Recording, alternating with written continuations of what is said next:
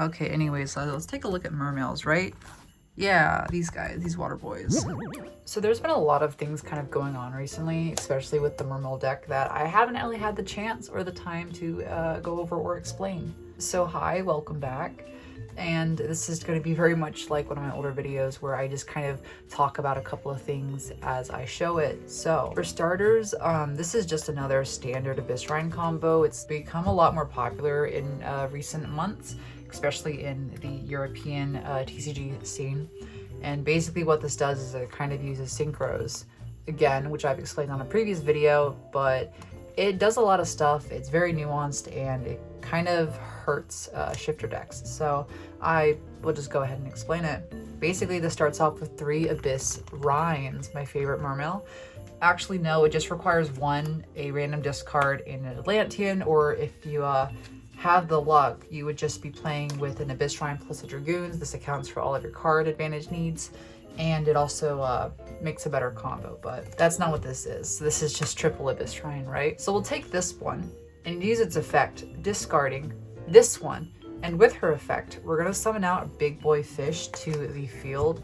It doesn't really matter what zone. I like to put it as Angel's Legs because this guy is so fucking holy, it's crazy. This is my new religion, hello. And we're gonna use his effect, discarding the other mermaid girls. Look at that, there's 3 in the graveyard right now. By the way, she can discard herself or tribute herself for her first effect if you didn't know. And it also puts 3 Abyss Shrines in the graveyard to start cycling her draw effect every single turn, which I think is kind of crazy if you think about it, but it is what it is and we love her for it. So we're gonna use Ancient's effect to summon as many fishes from our deck. It's basically gonna be 1, 2, 3, and rather than going for Armored Shark here, we're actually going to go for Shift, Fairy of the Goatee. This is that card that's important with those synchro cards. You probably are already aware, but I'm going to explain it for my viewers who haven't seen it yet.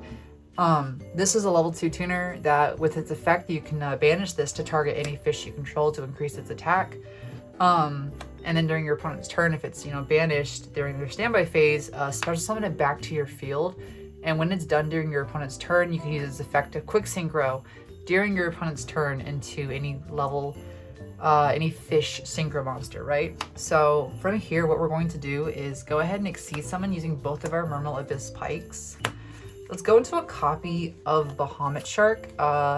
This is my favorite Xyz monster. I love this guy so much. To then use his effect, and we're gonna go ahead and Xyz summon a copy of Virtue Dragon to that extra monster zone.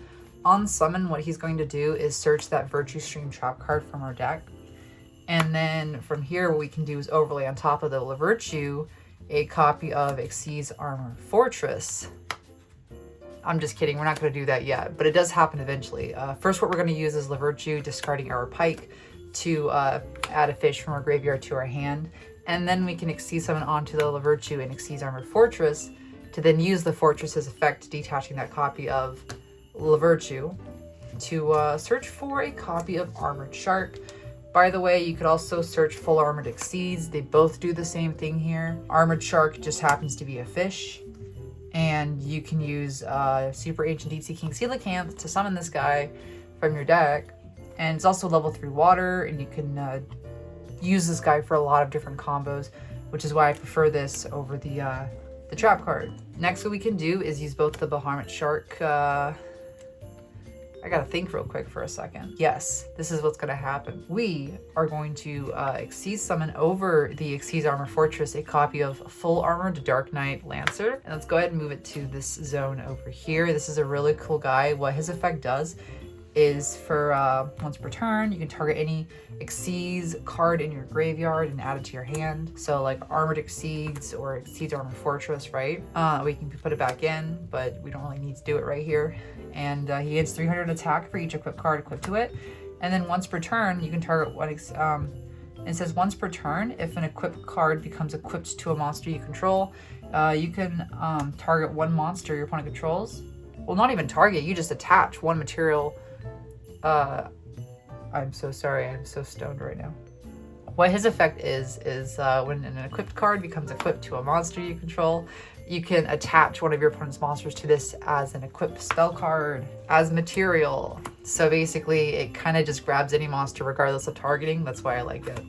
So from here, we're going to use the shift plus the pike. Going into our first synchro, this is White Aura Porpoise. On summon, you can target one fish in your graveyard and special summon it. To special summon one with the same name, which is going to be 2 copies of Abyss Pike. To then overlay both copies of Abyss Pike into a copy of Bahamut Shark. Wait, I messed up the zones. There we go. That's what we needed. That's all. We just needed to have those zones switched, because you don't want to get rid of this card yet. What we're going to do is go ahead and use our pike here, detaching a copy of the pike to go ahead into a totally awesome, you know, our favorite frog boy. Now, if you want to be really specific with zones, this is the ideal place. It's not super important, but it is important. It just, you know, there's factors at play here that are distracting me. From here, what we're going to do is use Super H and Deep Sea King Coelacanth. Wait, these are the correct zones. All right, I'm learning. Now we're gonna use both of these to go ahead and link summon into a Coral Anemone. Use Coral Anemone's effect here to go ahead and special summon out that shift from our graveyard to then make a synchro summon. I guess zones are really important, huh? Because we're trying to keep everything where they're supposed to be. But no, we can revive the Goatee to then use this in the Porpoise to make a level 8 synchro, which is going to be Adamancipator, Risen, Dragite. I guess the focus is getting 3 of your most important cards in these zones. That way they're going to be protected by the Mermail Link monster that you'll eventually link summon. But before you do that, next what you're going to do is use Shift's effect to banish itself, targeting the Coelacanth to increase its attack by like 500 points. And then you can go ahead and link summon using the Coelacanth plus the Coral Anemone into a Mermail King Neptibus. Let's go ahead and move our dice out of the way and just go ahead and summon him right there. Now all of a sudden these guys cannot be targeted by your opponent's card effects, which is really cool. And then what you can do is set your copy of Virtue Stream. Pass turn, your opponent's standby phase. 2 things happen. A, Shift Fairy of the Goatee comes back to your field.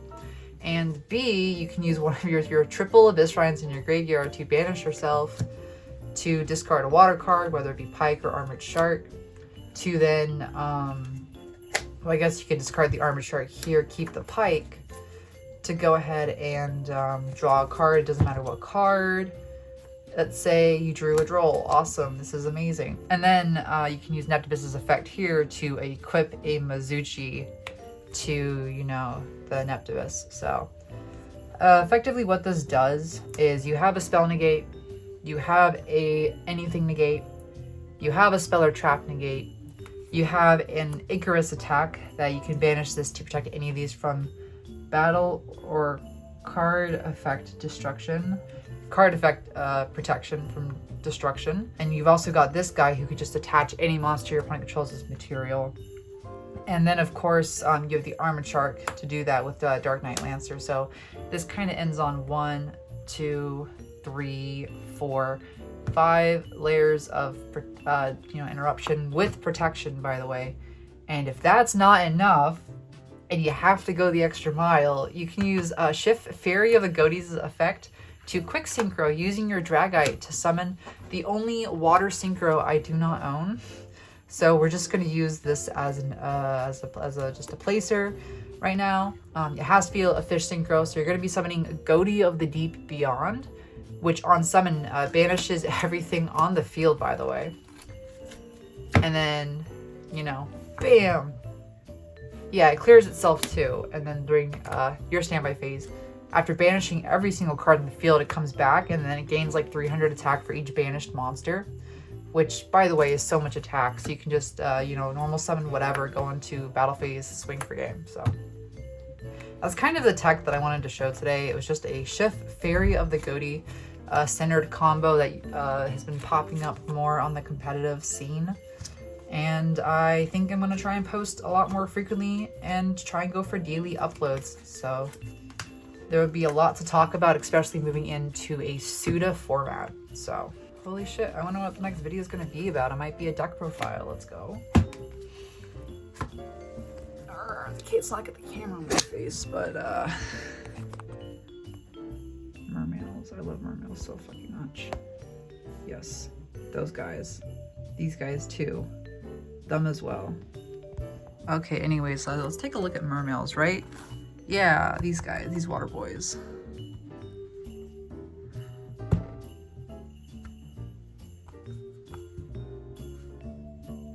Yeah, this is pretty cool.